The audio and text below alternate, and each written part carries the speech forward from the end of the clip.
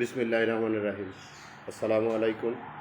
প্রিয় সহযোদ্ধা ও সহকর্মীগণ, দুঃখ ভারাক্রান্ত মন নিয়ে আজকে আপনাদের সামনে আবার উপস্থিত হলাম। আপনারা আজকে জানেন আমাদের কর্মকর্তাদের আজকে চার্জ গঠনের দিন ছিল। মন্ত্রণালয় কর্তৃক গঠিত কমিটি সংকট নিরসনের জন্য চেষ্টা করছে।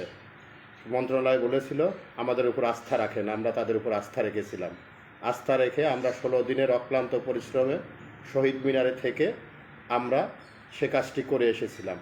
তারপরেও যেহেতু মন্ত্রণালয় বলেছিল যে আমরা একটি পরিবার, বিদ্যুৎ বিভাগ একটি পরিবার, পল্লী বিদ্যুৎ, আরইবি, নেসকো, ডিপিডিসি, ডেসকো সকল বিতরণ সংস্থা বিদ্যুৎ বিভাগের একটি পরিবার, সেই জায়গায় আস্থা রেখে আমরা সেই আস্থার প্রতিফলন কতটুকু পেলাম সেটা আপনারা জানেন।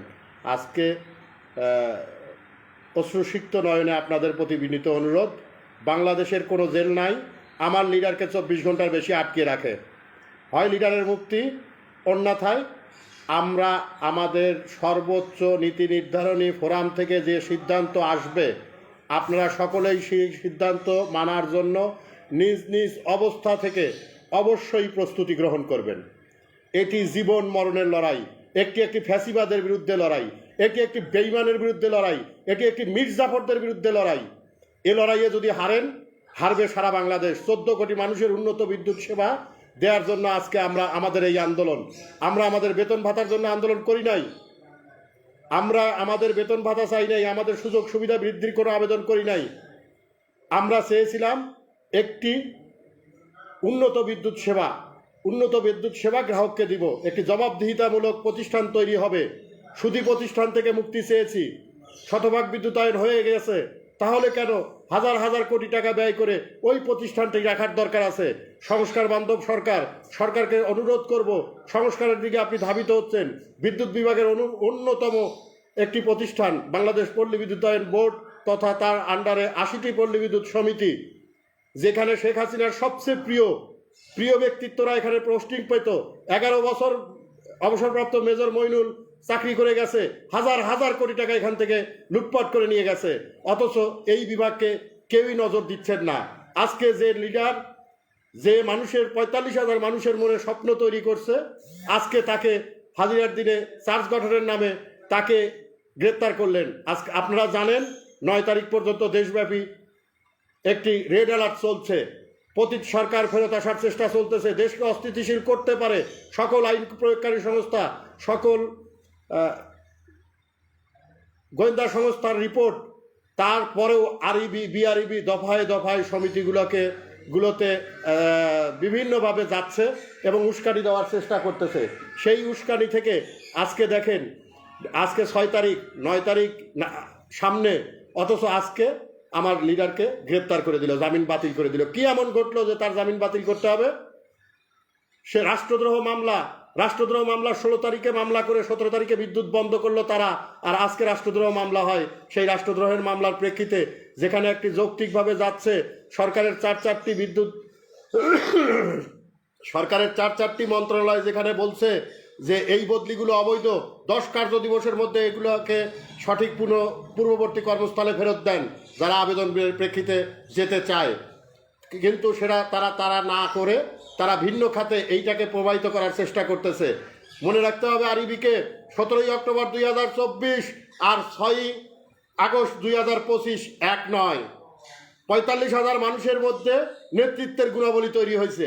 নেতা এখন সবাই অধিকার আদায়ের সম্বন্ধে সোচ্চার থাকবে, কেউ পিছিয়ে থাকবেন না। অস্তিত্বের লড়াইয়ে কেউ পিছিয়ে থাকবেন না। আমার নিয়মিত চাই না, আমার সংযুক্তি থেকে প্রত্যাহার চাই না, চাকরি চাই না, আমার লিডারের মুক্তি চাই, অন্য কোনো দাবি নাই। আমার লিডারের মুক্তি চাই। আমার লিডার জেলে কেন? আমার যারা অধিকারের নিয়ে কথা বলছে সে জেলে কেন? জবাব দিতে হবে। 24 ঘন্টা টাইম, 24 ঘন্টার মধ্যে লিডারকে সামনে না পেলে বিদ্যুৎ বিভাগের দায় বিদ্যুৎ বিভাগ নিতে হবে। কেউ এ দায় নেবে না। জেল দেন, ফাঁসি দেন, আমরা সবাই আজল হব। আমরা সবাই গ্রেপ্তারের জন্য প্রস্তুত আছি। আপনারা সবাই গ্রেপ্তারের জন্য প্রস্তুত থাকেন। যে কোনো নির্দেশনা সেন্ট্রাল থেকে আসবে, আপনারা শতভাগ মেনে নিতে বাধ্য থাকবেন। ধন্যবাদ সবাইকে। সবাই একে অপরের সাথে হৃদ্রতার বন্ধন বৃদ্ধি করুন, সবাই একে অপরের সাথে যোগাযোগ করুন। তৃণমূল পর্যায়ে, সে টেকনাফ থেকে তেঁতুলিয়া সব জায়গায় সংবাদটি পৌঁছে দিন। আমার লিডারের হাতে আবারও হাত করা, অন্যায়ের বিরুদ্ধে কথা বলার কারণে আমার লিডারের হাতে হাত করা, 14 কোটি মানুষের উন্নত বিদ্যুৎ সেবা দেওয়ার যে দাবি তুলেছে তার বিরুদ্ধে কথা বলার কারণে আজকে আমার লিডারের হাতে হাত করা, আমরা এটা মেনে নিতে পারি না। আমরা এটা যদি মেনে নেই, আমরা হাতে চুরি করব। যদি লিডারের হাতে হাত করা খুলতে না পারেন, তাহলে সকলে হাতে চুরি পড়েন। লিডারের হাতে হাত করা থাকবে না, লিডারের হাতে হাত করা থাকবে না। লিডারের হাতে হাত যদি হাত করা থাকে, 24 ঘন্টা পর প্রত্যেককে হাতে চুরি পড়বেন। 45,000 মানুষের দাবিতে যে লোকটি জীবন মরণের সন্ধিক্ষণে দাঁড়িয়ে আছে, তাকে জেলে রেখে আমরা গ্রাহক সেবা দিব, কিন্তু গ্রাহক সেবার কতটুকু সমন্বিত সেবা দিতে পারবো সেটা নিয়ে প্রশ্ন থেকে যায়। আমার লিডারের মুক্তি চাই, অন্য কোনো দাবি নাই। আমার লিডারের মুক্তি চাই। বিদ্যুৎ বিভাগের উপর আস্থা রেখেছি, জাতীয় কমিটি গঠন করছে, জাতীয় কমিটি রিপোর্ট দিছে, সেটা বাস্তবায়নে গড়িমসি ওই ফ্যাসিবাদ, ওই মুনাফেক বারবার ওয়াদা দিছে, সেই ওয়াদা ভঙ্গ করার কারণে আমরা এর সুষ্ঠু তদন্ত সহ, বিচার বিভাগীয় তদন্ত সহ তদন্ত দাবি করছি। তার পূর্বে 24 ঘন্টার মধ্যে আমার লিডারের মুক্তি চাই, অন্যথায় যে কোনো নির্দেশনা সকলে মানবেন, সকলে প্রয়োগ করবেন, সকলেই প্রস্তুত থাকুন, একে অপরের সাথে যোগাযোগ বৃদ্ধি করুন, সকলেই নিরাপত্তা মেনে কাজ করুন। এই সংকটকালীন মুহূর্তে আমার এক সহকর্মী দুর্ঘটনা কবলিত হয়েছে, আর কেউ যেন দুর্ঘটনা কবলিত না হয় সেদিকে সোচ্চার থাকুন। ইনশাআল্লাহ বিজয় হবে, বিজয় হবে, বিজয় হবে। স্বৈরাচার হারবে, স্বৈরাচার হারবে, স্বৈরাচার হারবে। ইনকিলাব জিন্দাবাদ, ইনকিলাব জিন্দাবাদ, ইনকিলাব জিন্দাবাদ।